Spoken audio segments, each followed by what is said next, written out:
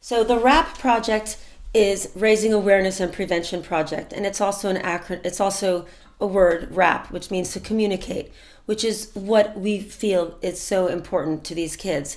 You know, the UK and the States, I'm not sure about down under, it has a little bit of a Victorian mentality and a bit shy about, you know, these taboo subjects, being it women's body parts or being it rape or pornography.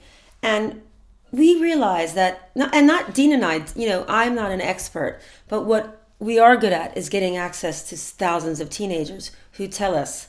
And from the very first school we went to, because we initially just spoke to girls about personal safety and gave them advice about, because we have 5 teenagers between us, gave them advice about, you know who it is, you're meeting guys online, be careful, don't get groomed, don't meet in the park, basic common sense stuff that they liked.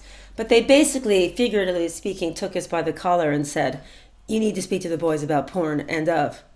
And we were like, really?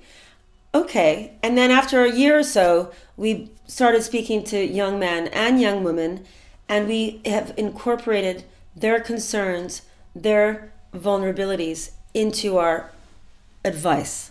So it's extremely organic. It works on such a great level because they get it.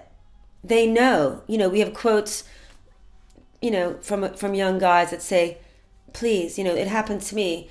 I met a girl at a party. She said she was 16. She ended up being 14, and I almost got hauled off to the police because it was a hookup.